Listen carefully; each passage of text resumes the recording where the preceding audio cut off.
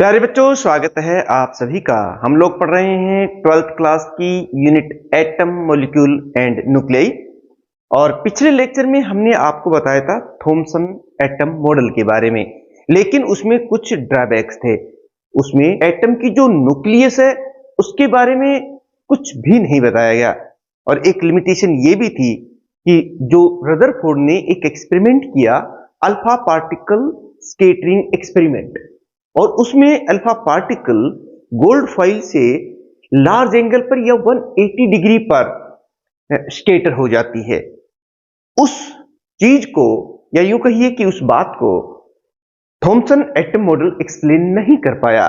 तो क्या था वो Rutherford alpha particle scattering experiment? आज हम उसे ही डिटेल में एक्सप्लेन करेंगे, पूरे एक्सपेरिमेंट को, यानी कि उसका एम, उसके operators, observations, calculations, conclusions, theory, सब कुछ आज हम इस एक्सपेरिमेंट के बारे में आज डिस्कस करने जा रहे हैं। और बहुत बार ये क्वेश्चन आपके एग्जाम में पूछा जाता है कि discuss the Rutherford alpha particle scattering experiment and hence find the expression of distance of closest approach. या फिर एक क्वेश्चन इंपैक्ट पैरामीटर के बारे में भी पूछ लेते हैं, जिसको आज हम कवर करेंगे। तो चलिए शुरू करते हैं आज का हमारा topic, Rutherford alpha particle scattering experiment.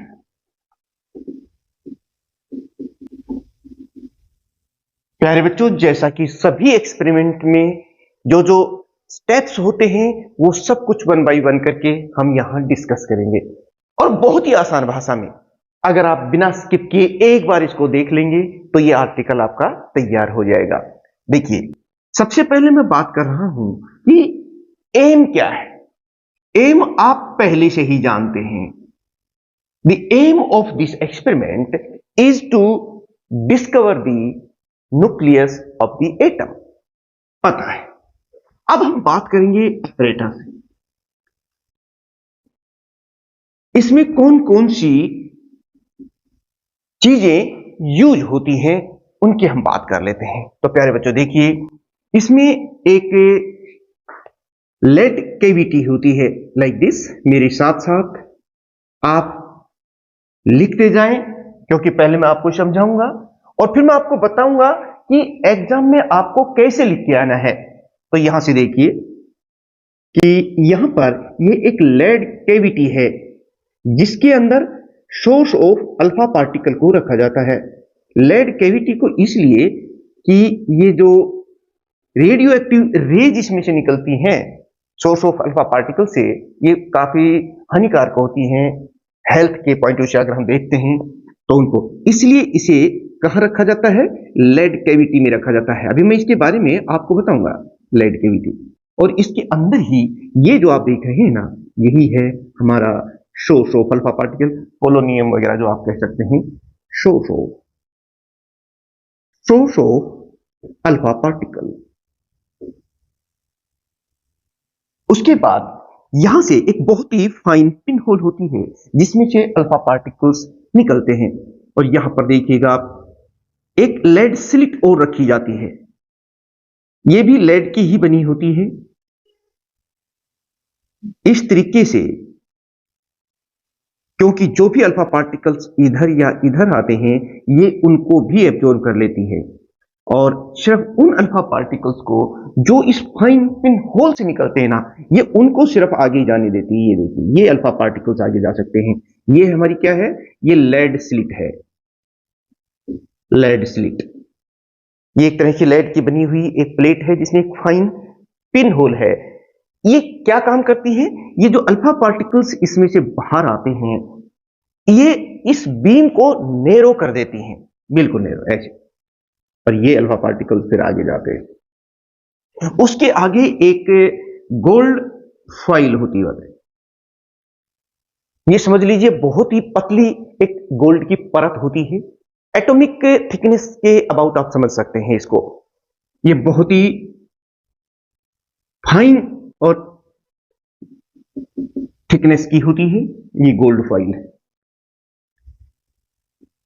ये देखिए ये गोल्ड फॉइल है। मैं अभी इसको लिखूंगा भी, मैं पहले आपको समझा देता हूं कि ये है क्या क्या।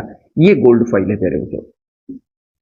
1911 में इस एक्सपेरिमेंट को परफॉर्म किया गया था, तभी से न्यूक्लियस की खोज हुई थी। ये देखिए इसका जो थिकनेस है वो भी मैं यहां लिख देता हूं। ये थिकनेस है लगभग 2.1 इंटू 10⁻⁷ मीटर, यानी कि एटॉमिक थिकनेस के अबाउट रखी होती है।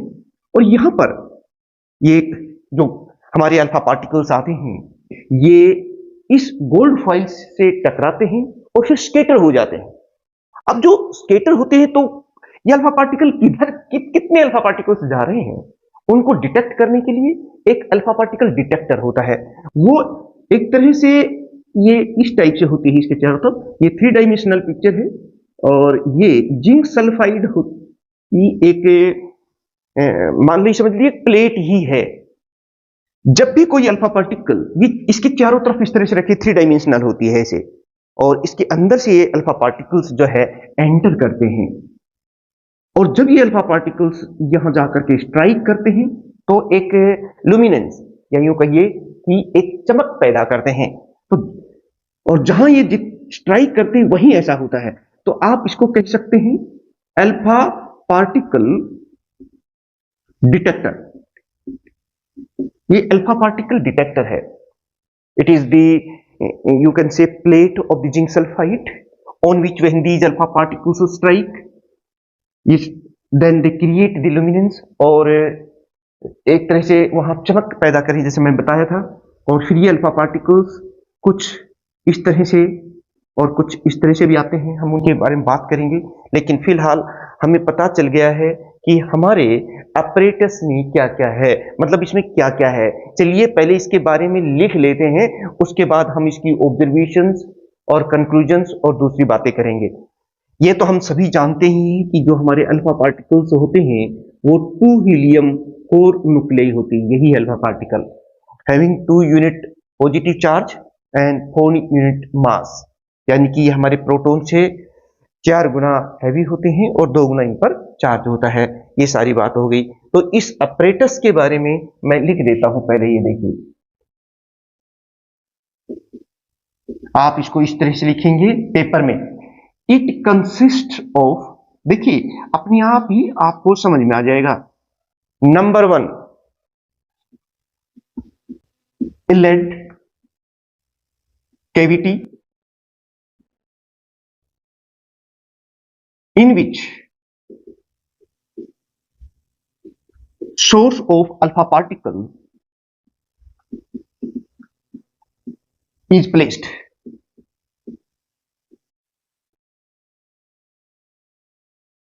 Number 2, a lead slit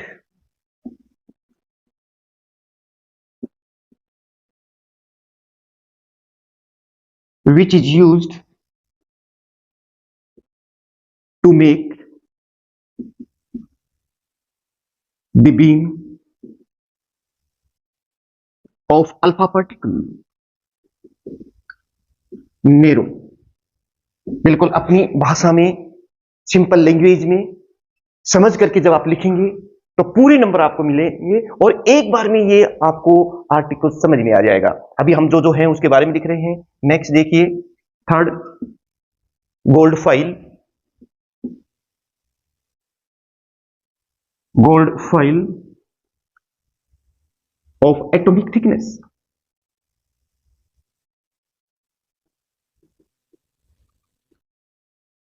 ये लगभग मैंने आपको बता ही दिया है, 2.1 into 10⁻⁷ metre. Alpha particle detector. 4th, alpha particle detector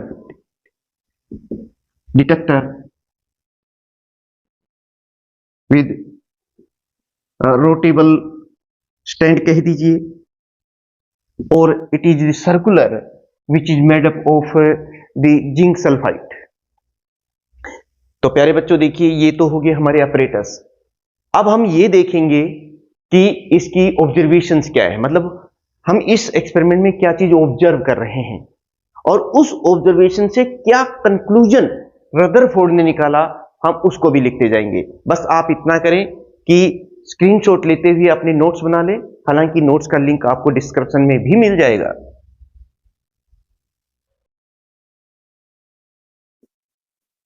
observations and conclusion and conclusions. अब प्यारे बच्चों देखिए, हम लोग देख लेते हैं कि भाई इस एक्सपेरिमेंट से हमें क्या चीज ऑब्जर्व हो रही है। तो देखिए, जब ये एक्सपेरिमेंट परफॉर्म किया गया तो ये देखा गया कि ये गोल्ड फॉइल कैसी है, ये एटॉमिक थिकनेस की है और यहां से जो अल्फा पार्टिकल निकल रहे हैं ये ज्यादातर सीधे जा रहे हैं बिना डेविएशन से। और इसका कंक्लूजन क्या निकला तुम ही बताओ। मान लो तुम मार्केट में जा रहे हो और बहुत सीधे चले गए बिना इधर उधर डेविएट हुए, तो इससे क्या कंक्लूजन निकालोगे बताइए। इसका मतलब ये निकालोगे सर मार्केट में भीड़ ही नहीं थी, कोई था ही नहीं, इसलिए हम सीधे चले गए।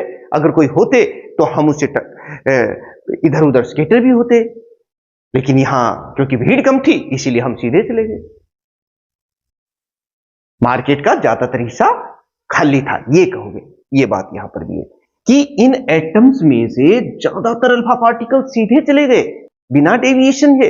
इसका यह मतलब है कि most of the part of the atom is empty. मैं बता भी देता हूं यहां पर, देखिए सपोज कीजिए मैं यहीं लिख देता हूं। अब ये जो कुछ हो रहा है मैं इसको यहां बताता हूं।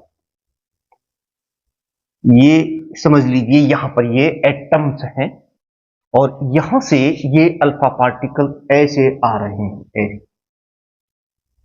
तो ज्यादातर अल्फा पार्टिकल सीधे चले गए बिना डेविएशन के। इसका मतलब यह निकला कि एटम का ज्यादातर हिस्सा खाली है। पहला जो ऑब्जर्वेशन है हमारी पहली और कंक्लूजन है वो ये है, most of alpha particle go straight, सीधे,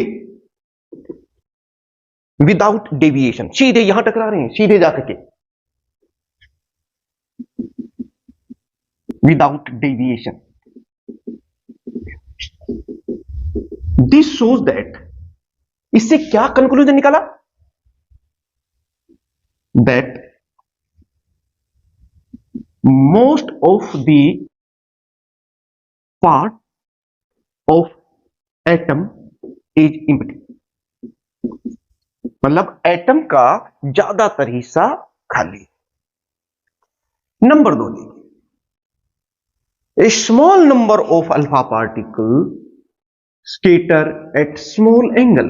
ये देखिए जाना तो इसको ऐसे था सीधा, लेकिन ये स्मॉल एंगल पर स्केटर हो गए। कितने पर, लेस देन 90 डिग्री पर ये स्केटर हुए।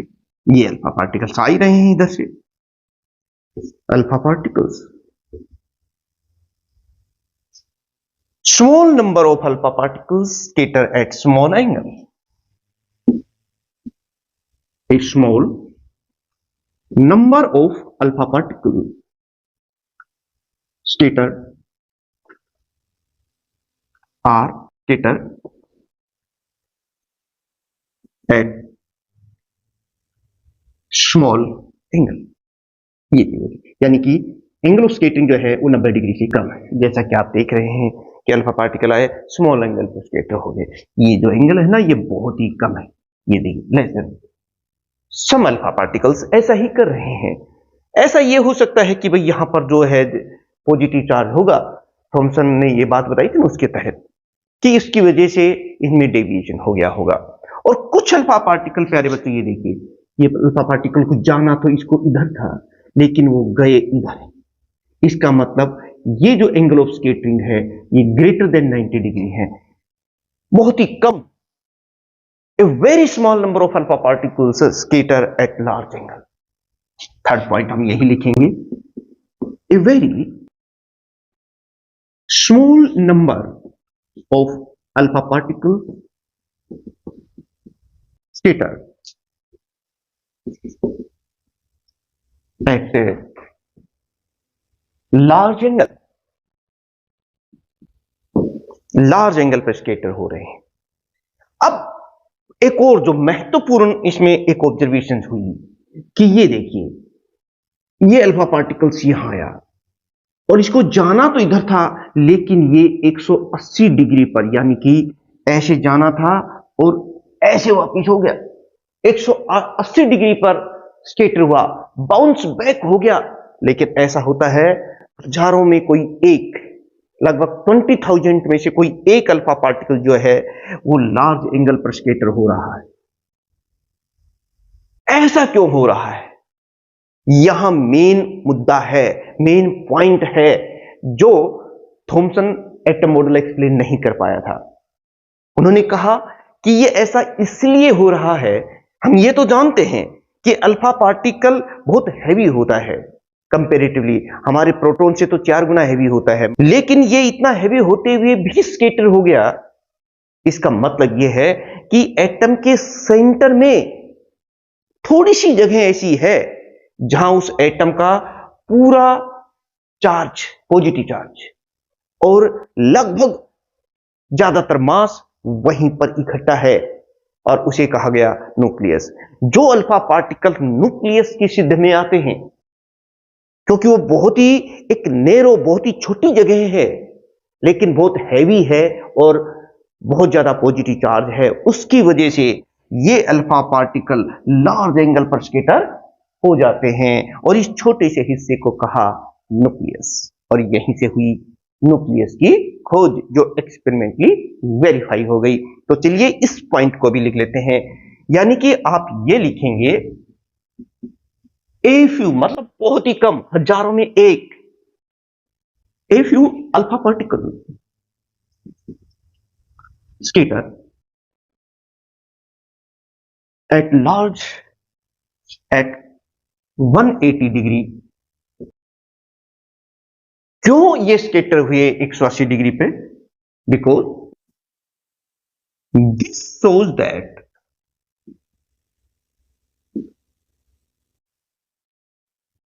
most of the mass, क्योंकि मास सारा प्रोटॉन्स पर ही होता है, न्यूट्रॉन्स पर होता है, वो सारे यहां है। Most of the mass and whole of mass is concentrated in very small region at center of atom, और इसे ही कहते हैं कॉल्ड न्यूक्लियस। और इस न्यूक्लियस का साइज लगभग 10 की पावर -14 -15 मीटर होता है।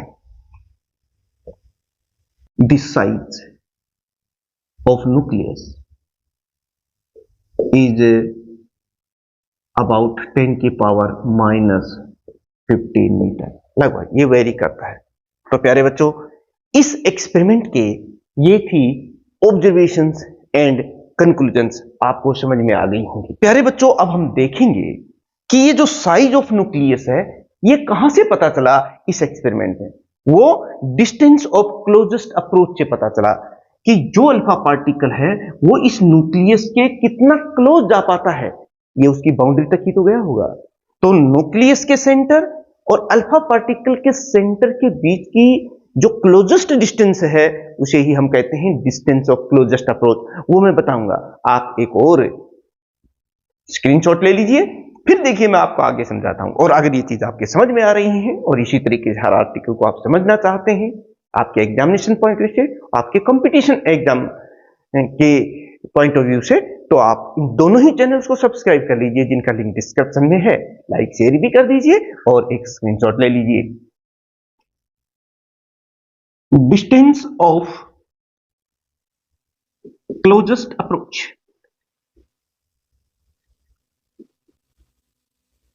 प्यारे बच्चों, अब हम देखेंगे कि हमारा ये जो अल्फा पार्टिकल है ये इस न्यूक्लियस के कितना सबसे नजदीक जाता है। वो जो डिस्टेंस है न्यूक्लियस और इस अल्फा पार्टिकल के बीच की जो सबसे कम दूरी है, आप इसको कुछ इस तरह से देख सकते हैं। जैसे सपोज कीजिए ये हमारी न्यूक्लियस है जिस पर पॉजिटिव चार्ज है, और अल्फा पार्टिकल जो सबसे नजदीक जाएगा वो तो ये जाएगा ना, जो सीधा, जो इसके स्ट्रेट लाइन में बिल्कुल सीधा आ रहा है, और ये इसकी बाउंड्री तक पहुंच जाता है। मान लो ये अल्फा पार्टिकल आ रहा है और ये यहां आकर के रेस्ट में हो जाता है। ये जो डिस्टेंस है ना, this distance is called distance of closest approach. यहां से अल्फा पार्टिकल है बहुत तेजी से आ रहा है। जब ये अल्फा पार्टिकल दूर होता है तो इसकी काइनेटिक एनर्जी जो है वो हाफ एम वी स्क्वायर है। एम अल्फा पार्टिकल का मास है और वी इसकी वेलोसिटी है, और वो बहुत तेजी से आया।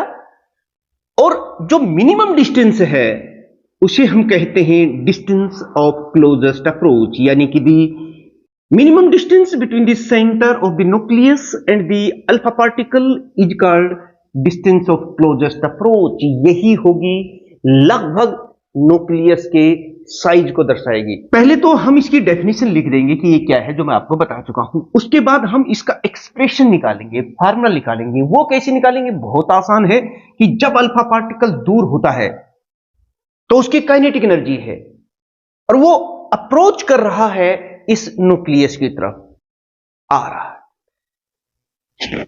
जैसे जैसे इसके नजदीक जाता है तो इस अल्फा पार्टिकल पर, जिस पर 2 यूनिट पॉजिटिव चार्ज होता है और ये भी पॉजिटिव चार्ज है, और हम जानते हैं लाइक चार्ज रिपेल करते हैं, तो जैसे जैसे ये न्यूक्लियस के नजदीक आएगा तो क्या होगा कि इनके बीच में इलेक्ट्रोस्टैटिक फोर्स ऑफ रिपल्सन तो है ही, और ये काइनेटिक एनर्जी जो थी वो यहां आकर के बिल्कुल जीरो हो जाएगी। तो फिर वो काइनेटिक एनर्जी गई कहां? वो उसकी पोटेंशियल एनर्जी में कन्वर्ट हो गई। यानी कि एट दिस डिस्टेंस, मेरा मतलब है at distance of closest approach, the whole of the kinetic energy converts into potential energy. इसका सीधा मतलब निकलता है कि हमें यहां पर पोटेंशियल एनर्जी निकालनी है, जो हम पहले से जानते हैं, उस फार्मूले से निकाल देंगे। काइनेटिक एनर्जी को पोटेंशियल एनर्जी के बराबर कर देंगे, और ये जो डिस्टेंस है ना, डिस्टेंस ऑफ क्लोजेस्ट अप्रोच, उस फार्मूले में उसको लेफ्ट साइड में ले जाएंगे, बाकी चीजों को राइट साइड में ले जाएंगे, और हमारा काम पूरा हो जाएगा। बस इतना ही तो लिखना है। तो चलिए लिखना शुरू कर दीजिए। क्या लिखोगे?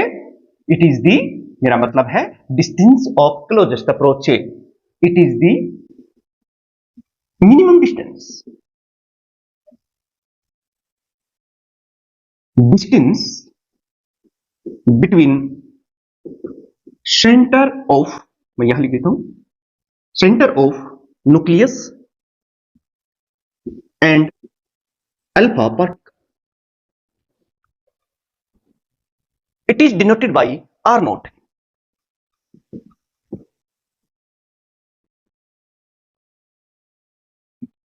At this distance, the whole of the kinetic energy converts into potential energy। ये देखिए, अब हमें ये पता चल जाए, ये तो हमें पता है कि जब ये हमारा अल्फा पार्टिकल इस न्यूक्लियस से काफी दूर होता है तो उस समय उसकी काइनेटिक एनर्जी कितनी होती है, वही लिख देता हूं। Kinetic energy of alpha particle, मतलब जब इस न्यूक्लियस का प्रभाव इस पर नहीं हुआ था, जब ये दूर था, उस समय की बात कर रहे हैं, when it is far from nucleus. प्यारे बच्चों बता सकते हुए कितनी है? It is equal to half M V square. जब कोई charge particle at distance of closest approach आया, उस समय उसकी पोटेंशियल एनर्जी कितनी थी? मेरा मतलब है कि यहां पर इस अल्फा पार्टिकल की पोटेंशियल एनर्जी कितनी है? आप यही लिखेंगे, potential energy of alpha particle at R is equal to R nought. R is equal to R nought क्या है? Distance of closest approach. प्यारे बच्चों बता सकते हो कितनी है? ये पोटेंशियल एनर्जी आपको बतानी पड़ी, मैं यहां लिख देता हूं। ये पोटेंशियल एनर्जी कितनी होगी? ये हमने इलेक्ट्रोस्टैटिक्स में पढ़ रखा है। क्या है? फार्मूला होता ना 1/4 epsilon not Q1 Q2 upon R, वही है। और ये हमारी न्यूक्लियस है जिस पर हम पहले से ही पता है चार्ज कितना है, Ze, जेड एटॉमिक नंबर है। ये गोल्ड का ले रहे तो ये गोल्ड का एटॉमिक नंबर हो जाएगा, और ये चार्ज ऑन 1 प्रोटॉन है, तो ये भी पॉजिटिव चार्ज है। तो अब बताइए पोटेंशियल एनर्जी का फार्मूला क्या होता है, मैंने बताया था ना, 1 और 4 pi epsilon not Q1 Q2 upon R, यही होता है। आपने इलेक्ट्रोस्टैटिक्स में इसको पढ़ भी रखा है, वही मैं यहां लिख भी रहा हूं, 1 और 4 pi epsilon not Ze into 2E divided by R not. ये देखिए 1 और 4 pi epsilon not Q1 Q2 by R। अब यहां हमने क्या बताया था कि जब कोई alpha particle distance of closest approach आता है, मतलब बहुत नजदीक आ जाता है, उस समय इसकी सारी काइनेटिक एनर्जी पोटेंशियल एनर्जी में कन्वर्ट हो जाती है। यानी कि at this distance according to the law of conservation of energy, kinetic energy is equal to potential energy, ये चीज आती है। और ये कितनी है ये आप जानते हैं, काइनेटिक एनर्जी कितनी है, half M V square, and potential energy कितनी है, 1 और 4 pi epsilon naught 2 Ze square by R naught. अब मैं क्या करूंगा कि ये जो हमारा R नॉट है ना, डिस्टेंस ऑफ क्लोजेस्ट अप्रोच, या उस डिस्टेंस को हम लेफ्ट साइड में ले लेंगे, और ये जो काइनेटिक एनर्जी का कॉन्सेप्ट है, ये जो एक्सप्रेशन है, इसको मैं इधर ले लेता हूं, और ये जो फार्मूला हमारा आएगा यही होगा डिस्टेंस ऑफ क्लोजेस्ट अप्रोच, और ये अप्रोक्सीमेटली हमारी न्यूक्लियस के रेडियस के बराबर होगा। आप एक स्क्रीनशॉट लीजिए, मैं फिर यहां पर इसको आगे आपको लिखते हुए समझाता हूं। R naught is equal to, यही है हमारी डिस्टेंस ऑफ क्लोजेस्ट अप्रोच, इसको हम लेफ्ट साइड में ले रहे हैं, और हम लिखेंगे 1 और 4 pi epsilon naught 2 Ze square divided by half M V square. और ये जो फार्मूला हमारा प्यारे बच्चों आया है ना, इसे ही कहते हैं expression of distance of closest approach. 1 gives the expression of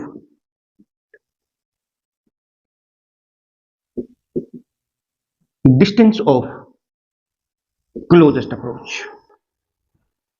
प्यारे बच्चों, आपसे पूछा जाता है कि what is the distance of closest approach in Rutherford alpha particle scattering experiment, find the expression for it. तो यहां तक आएंगे, अगर हम इन सभी की वैल्यूज रखते हैं और जब हम कैलकुलेट करते हैं तो ये R नोट पता है कितना आता है, ये लगभग 41.3 इंटू 10 की पावर माइनस 14 मीटर के करीब आता है।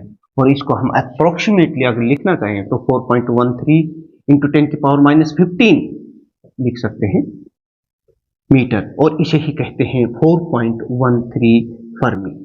प्यारे बच्चों, अब इस एक्सप्रेशन के बाद हम देखते हैं इंपैक्ट पैरामीटर, वो भी बड़ा अहम रोल अदा करता है यहां पर। वो क्या है मैं उसे बताऊंगा, लेकिन आप एक स्क्रीनशॉट ले लीजिए नोट्स बनाने के लिए, हालांकि नोट्स का लिंक आपको डिस्क्रिप्शन में मिलेगा। पैरामीटर,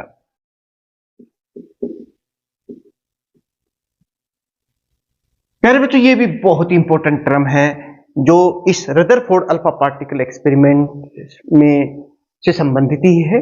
देखिए हमने यहां देखा कि ज्यादातर अल्फा पार्टिकल्स इस गोल्ड फाइल से सीधे जा रहे हैं, यानी इस एटम से सीधे निकल रहे हैं। कुछ अल्फा पार्टिकल स्मॉल एंगल पर स्कैटर हो रहे हैं, कुछ लार्ज एंगल पर स्कैटर हो रहे हैं ऐसे, और कुछ 180 डिग्री पर स्कैटर हो रहे हैं। यानी कि ये जो एंगल ऑफ स्कैटरिंग है ये इतना वेरी क्यों कर रहा है, तो इसके पीछे एक और कारण भी है, मैं बात बताता हूं। जैसे ये सेंटर ऑफ न्यूक्लियस है, कोई अल्फा पार्टिकल ये इस न्यूक्लियस से सेंटर से जाने वाली लाइन है, ये वाली लाइन, इसको हम मान लेते हैं सेंट्रल लाइन। देखिए अब आपको समझ में आएगा कि ये अलग अलग एंगल पर क्यों स्कैटर होते हैं।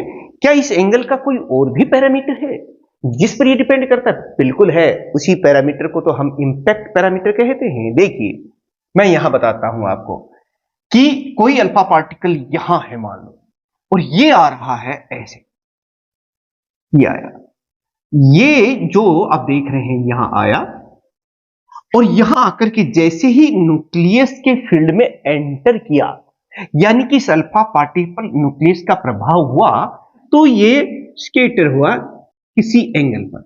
ये देखिए, जाना तो इसको ये था, लेकिन इस न्यूक्लियस की वजह से ये इधर जा रहा है, और यही है हमारा एंगल ऑफ स्कैटरिंग। अब ये देखिए कि कोई अल्फा पार्टिकल यहां है तो वो और ज्यादा एंगल पर स्कैटर होगा, कोई और नजदीक है तो वो और ज्यादा एंगल पर स्कैटर होगा, और जो बिल्कुल इधर है वो वापस आएगा। इसका मतलब ये जो डिस्टेंस आप देख रहे हो, ये वाली, ये जो डिस्टेंस आप देख रहे हैं, जो सेंट्रल लाइन ऑफ न्यूक्लियस और इस वेलोसिटी वेक्टर, ये जो देख रहे हो, ये इस अल्फा पार्टिकल की वेलोसिटी वेक्टर है। इसको मैं कह देता हूं velocity vector of alpha particle. ये देखिए direct velocity vector of alpha particle और सेंट्रल लाइन के बीच की ये जो परपेंडिकुलर डिस्टेंस है ना, इसे ही कहते हैं इंपैक्ट पैरामीटर। आप कह सकते हैं it is the perpendicular distance between the velocity vector of the alpha particle and the central line of the nucleus. It is denoted by B. इसे हम बी से लिख रहे हैं, यहां पे आप देख सकते हैं।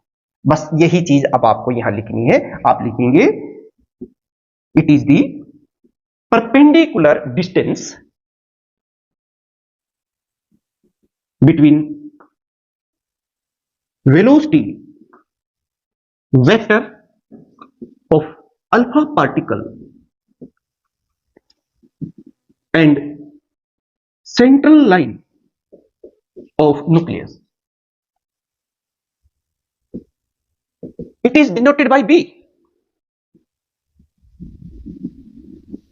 इसको हम B से लिखते हैं। प्यारे बच्चों, अब आप एक बात पूछ सकते हैं कि क्या सर इस इंपैक्ट पैरामीटर की और इस एंगल ऑफ स्कैटरिंग के बीच में कोई रिलेशन है क्या? बिल्कुल है, लेकिन उसे आपको ड्राइव नहीं करना। लेकिन मैं आपको एक तरीका बता देता हूं, वो क्या है। देखिए, इसी फार्मूले को जो अभी हमने निकाला था, डिस्टेंस ऑफ क्लोजेस्ट अप्रोच, बिल्कुल इसी से आप ये भी निकाल सकते हैं। बी कितना होगा, यहां से देखिए, ये एच सच आ जाएगा, ये वही है 1/4 पाई एप्सिलॉन नॉट। साथ में ये जो 2 है ना, इस 2 के फैक्टर को हटा करके ये देखो जेड स्क्वायर मैंने लिख दिया है। इस 2 के स्थान पर आप लिख देंगे कोट थीटा बाई 2, और नीचे हमारी ये काइनेटिक एनर्जी है ही, उसको एज सच लिख दिया है। सिंपली हमने यहां क्या किया है, इस 2 को हटा करके इसके स्थान पर कोट थीटा बाई 2 कर दिया है, और ये जो फार्मूला हमारे पास आ गया है, इसे ही हम कहते हैं एक्सप्रेशन ऑफ इंपैक्ट पैरामीटर। आपसे एक क्वेश्चन पूछ सकते हैं कि what is impact parameter, find the expression for it. ये, या फिर आपसे पूछ सकते हैं set up the relationship between the impact parameter and angle of scattering. यहां आप देख भी सकते हैं कि एक स्क्रीनशॉट लीजिए, फिर इसके एक दो हम स्पेशल केसेस करेंगे, जिससे आपको पता चल जाएगा कि इस एंगल ऑफ स्कैटरिंग का इस इंपैक्ट पैरामीटर से क्या रिलेशन है। Special cases. प्यारे बच्चों, ये देखिए कि अगर ये अल्फा पार्टिकल मान लो हमारा बिल्कुल सेंट्रल लाइन के अलोंग आ रहा है, तो एंगल ऑफ स्कैटरिंग कितना होगा, ये देखिए। इफ अगर ये यहां आ रहा है तो बी तो 0 हो जाएगा, बी इजकल टू 0। तो ये इक्वेशन 2 हमें क्या दे रही है, इक्वेशन 2 गिव्स बी को 0 कर दिया है, यहां 0 कर देंगे, ये सब कांस्टेंट टर्म है, ये लेफ्ट साइड में जाके 0 हो जाएंगी, और हम देखेंगे इस तरफ बचता है cot theta by 2 is equal to 0। देखिए ये 0 है, ये सब फैक्टर्स इधर आ गए, 0 हो गए, जेड स्क्वायर भी 0 हो गया, बच गया ये कोट थीटा बाई 2। तो ये 0, अब ये 0 कब होता है, ये होता है जब थीटा बाई 2 90 डिग्री हो।